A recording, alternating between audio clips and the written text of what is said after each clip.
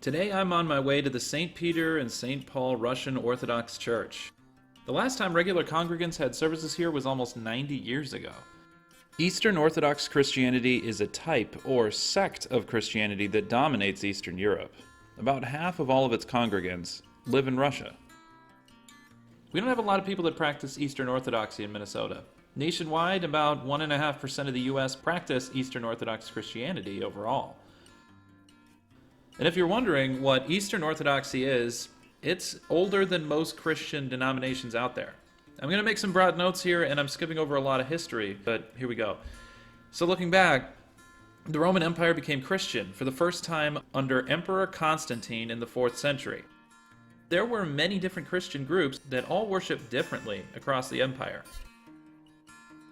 Constantine called together the Council of Nicaea in 325, which is what decided what traditions, beliefs, scripture, and practices the new Christian Roman Empire would follow. After the Roman Empire split in half, Christianity went on united for a few more centuries, but even that split in two.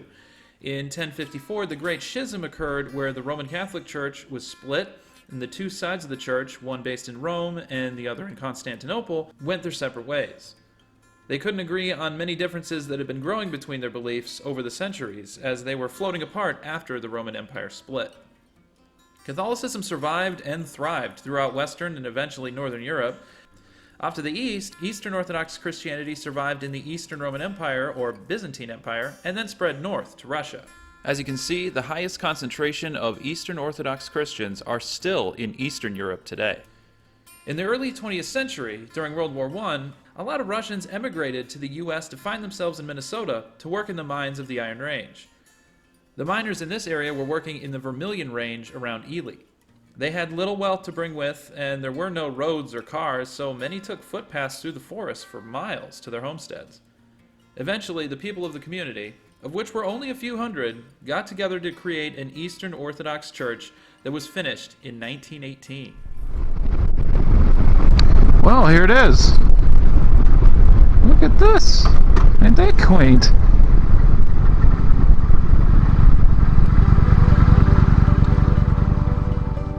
This church was only used for a decade or two before the occupants of the region had left in the 1930s. By the 1960s, the church was in need of serious repair, and an Episcopal priest from Grand Rapids discovered it and organized an effort to restore it. By 1983, it was even added to the National Register of Historic Places. The church has also undergone a more recent restoration effort within the past 10 years. It comes with an entrance tower, complete with a bell, capped by a double onion dome. It's flanked by Gothic windows, and it comes tipped with Orthodox crosses at both ends. The onion dome is probably the most prominent feature. Churches of the Russian Orthodox Church bear this feature, as well as many prominent works of architecture such as the Kremlin. The historical reasons for this are contested. It's said that influences from the Middle East and India first brought it to Russia, a land that was in constant state of cultural exchange as it was situated between the Eastern and Western worlds. There are onion domes as seen on the Taj Mahal, for example. The interior is, of course, the most interesting part. True to the Russian Orthodox tradition, there are no pews for people to sit.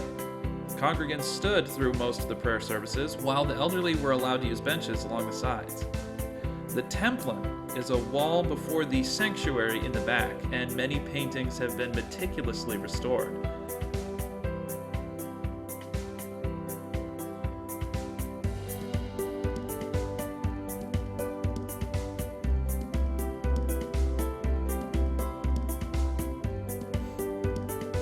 It seemed like the intent of the restoration wasn't obviously to put it back into use, but to keep it in the same static state it was in, as if it had been only closed for a short time.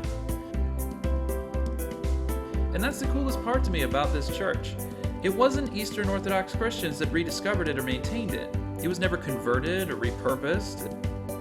It was restored in the exact same style that the original occupants would have kept it. When I think about why, I'd like to believe it's because the people of the area respect the heritage of the region, even if it's not of their own. There was a culture here that is no longer, and this relic stands here as a remnant of that past. They're honoring a culture that they're no longer a part of by preserving it.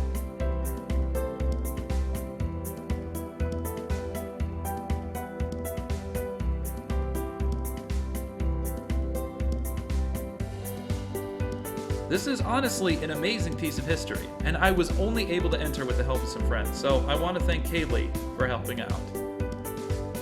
For my next stop, I'm going north through the Bois Forte Reservation, where I'm looking for the Vince Schutte Wildlife Sanctuary, a unique refuge with an even more unique story. Consider it a sort of outdoor zoo? You'll see what I mean next time on Two Wheels, One Compass.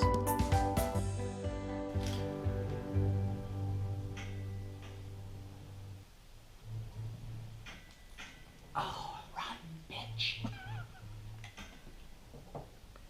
I don't want One more. I gotta get the top. Oh, okay, you gotta do it one more. Okay.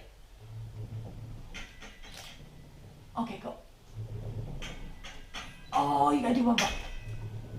Ah, damn it. Oh, there's a date on the top. Oh, there's a date? Yeah, it looked like a. Oh. Let me see, hold on.